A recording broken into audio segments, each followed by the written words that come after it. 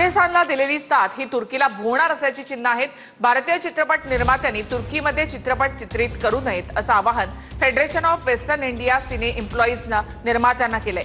All India सिने worker association कडून सुद्धा हे आवाहन करण्यात आलेलं आहे।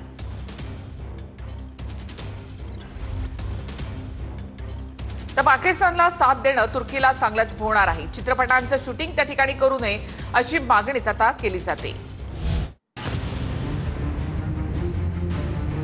तुर्कीवर बहिष्काराची लाट। व्यापारी, विद्यापीठ, फिल्म इंडस्ट्री आणि पर्यटकांनी बहिष्काराचा निर्णय घेतलाय। पाकला पाठिंबा देणं आता तुर्कीला महागात पडणार आहे। पाकला साथ देणाऱ्या तुर्कींच्या विरोधात देशातील विद्यापीठ मैदानामध्ये उतरल्याचं पाहायला मिळतंय।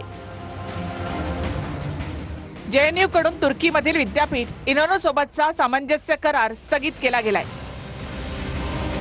राष्ट्रीय सुरक्षेचं कारण पुढे करत हा सामंजस्य करार स्थगित करण्यात आलेला आहे। या सामंजस्य कराराअंतर्गत 3 वर्षासाठी प्राध्यापक आणि विद्यार्थी देवाणघेवाण योजना होती।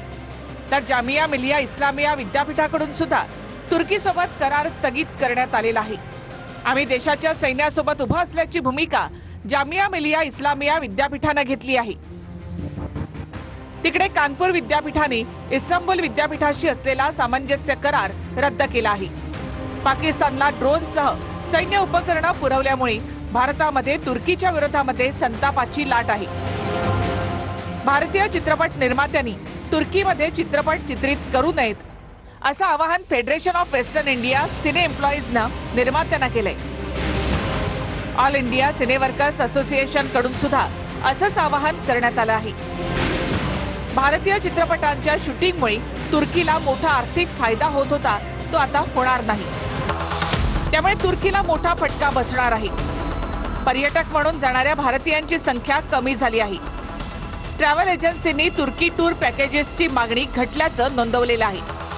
ग्रीस, आर्मेनिया आणि इस्रायल यांना प्रोत्साहन मिळण्याची शक्यता आहे। पुण्यातील व्यापाराला पाकमधून धमकीचे फोन येत आहेत। तुर्कीचे सफरचंद बॉयकॉट केल्यामुळे पाकमधून धमकीचे फोन येऊ लागले। तुर्कीच्या या वस्तूंवर बहिष्कार आहे। सफरचंद, मार्बल टाइल्स, कालीन हस्तशिल्प, फर्निचर यावर बहिष्कार घालण्यात आलाय। तुर्की भारतात 70% मार्बल आयात करतो। तुर्कीमधून मुंबईत सफरचंदाची 1000 ते 1200 कोटींची वार्षिक उलाढाल होते, ती आता होण्याची चिन्ह कमी आहेत। बहिष्कारामुळे तुर्कीच्या अर्थव्यवस्थेवर परिणामाची चिन्ह आहेत। तुर्कीने काश्मीर मुद्द्यावर पाकिस्तानला पाठिंबा दिला। तुर्कीने भारताच्या NLC सदस्यत्वाला विरोध केल्यामुळे द्विपक्षीय संबंध बिघडले। त्यामुळे भारतामध्ये बॉयकॉट तुर्की हा ट्रेंड सोशल मीडियावर जोरात चाललाय। सोशल मीडियावर तुर्की आणि अझरबैजानच्या विरोधात भावना तीव्र आहेत।